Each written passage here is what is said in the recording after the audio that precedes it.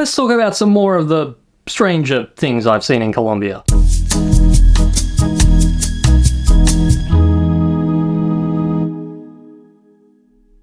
Hi all, I'm Ezrado and you're watching my travel channel where I talk all things Colombia. So last year I did a video of 5 weird things I've seen and experienced while living in Colombia, but after finishing that video I remembered several other things that I thought warranted a follow-up. So this video is essentially a part 2, but if you want to see part 1, you can check that out here or via the link in the description. Without further ado though, here are 5 more weird things in Colombia.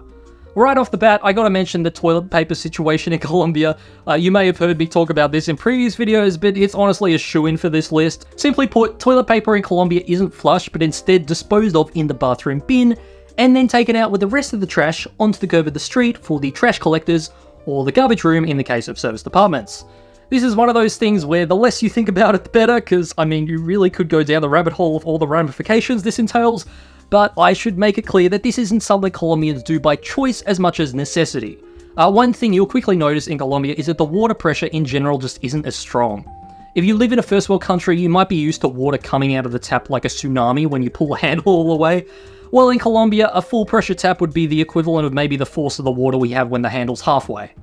The same thing is unfortunately true for the pressure of the toilet flush. It's just not nearly as strong as what you may be used to, and as a result, toilets are unable to flush a lot of waste at once without blocking up. I found a solution to this seems to be doing 2 flushes, one for your business and another for the paper, but maybe just don't tell anyone you're doing that, as a lot of Colombians are very insistent that paper isn't flushed, even though it can be in small doses.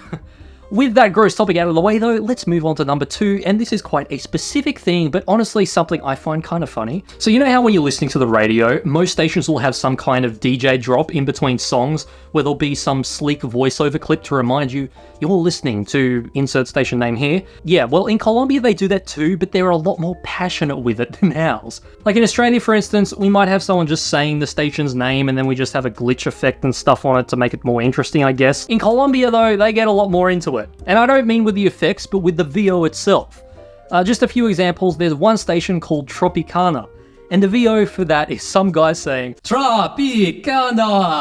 And then there's another station called Bésame, which means kiss me, and they have this VO that goes, Bésame. So you might think, okay, whatever, enthusiastic radio drops, that's not that weird, but that's not actually the main thing I wanted to point out here.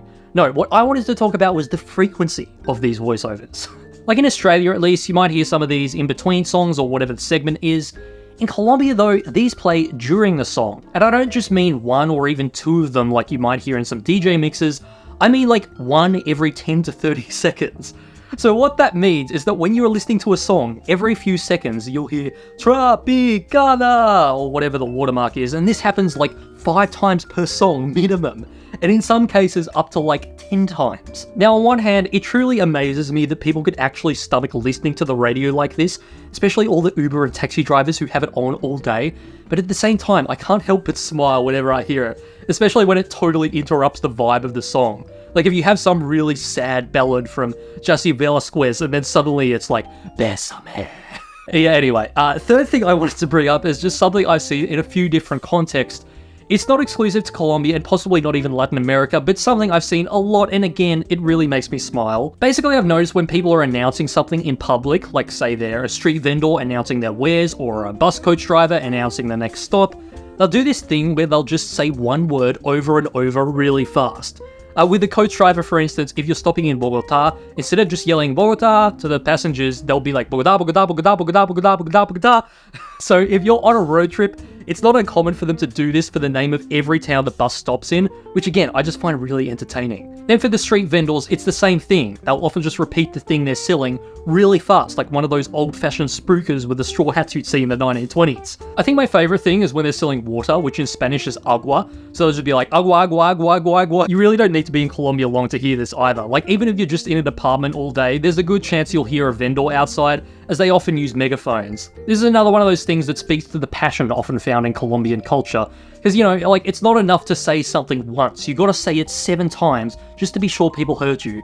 Once again, it just puts a smile on my face when I hear this, but moving on. My next pick is something that's a little less lighthearted than the others, and that is patriotism. Simply put, Colombians are often very proud of their country, and I'd say on the whole, it's something that's celebrated a lot more than how my country celebrates our culture. Now, I will admit that as an Australian, I am probably in the minority here. Like, on a global scale, Australians, in my opinion, just aren't as patriotic as a lot of other cultures. Even comparing ourselves to a lot of Western countries like the US, we're definitely way less patriotic in comparison. So yeah, just wanted to make a disclaimer that although I was caught off guard by the patriotism in Colombia, I'm in no way putting it down. All I'm saying is that it's different to what I've grown up with. With that clarified, I will say that there were a lot of things that seem very foreign to me here. For instance, shopping malls that are decorated with the Colombian flag, or a bunch of popular songs that Colombians listen to that are very overtly about their country. In general, cultural identity seems to be much more at the forefront of a lot of people's minds, which again is very different to what I've grown up with. As I said, as Australians, we don't really celebrate or even consciously think about our country quite as much. The only time you'd see people get patriotic is on Australia Day, or when we're watching the Matildas in the World Cup. I suppose also a bit when New Zealanders claimed they invented pavlova and lamingtons, which, yeah, no. With all that being said, if you're from the US or another country that's a little more patriotic, then the patriotism in Colombia mightn't seem as foreign to you, so I guess this was a little more personal to me. Still, was something I certainly noticed, and so it's important not to be too critical when talking with Colombians about their culture, as they are very proud of it. Finally, gonna end on a lighter note for my last pick, and I'm gonna cheat a bit here by bundling a few things I've seen into this one point, and they all have to do with road safety. So the first couple of things here have to do with cars. Firstly, in taxis, I've noticed that a lot of them don't have seatbelts in the back seat. Really not sure why, but maybe try and sit in the front if you can. Secondly, I've noticed that when I've taken Ubers that a lot of drivers give zero craps about using their phone while driving. And I don't mean having it attached to a dashboard to use as a GPS, but like actually holding it and using it very intently while they're driving. In some cases, I've even seen people scrolling through their Instagram or Facebook feed while driving, which really makes me wonder whether the laws on this are more relaxed in Colombia, because that just seems really unnecessary. Then the last thing I wanted to bring up with road safety are motorbikes. I've noticed a lot of the time here that people just don't bother with helmets, especially in smaller cities like Rio Hacha. In general, people do seem very laissez-faire when it comes to motorbikes in Colombia. Like, I've seen all sorts of crazy things there, like fitting 3 people on a bike or having a passenger sit on the bike sideways, and then people will often use motorbikes to transport large items as well as animals. Again, I don't know how strict the law is on all this stuff, but either way, a lot of people don't seem to care. Anyway, those were 5 strange things I've seen in Colombia, and with that, I'm going to close this one out. I want to make it clear that I'm not putting down or teasing Colombia with anything on this list. These are just things that are very different to what I've grown up with, and therefore took me by surprise. As always though, thanks for watching all this way, and if you enjoyed, feel free to like, subscribe, bell, and you can also leave a suggestion for a future video topic if you like, and I'll definitely consider it. But until next time, I'll see you around. Ciao!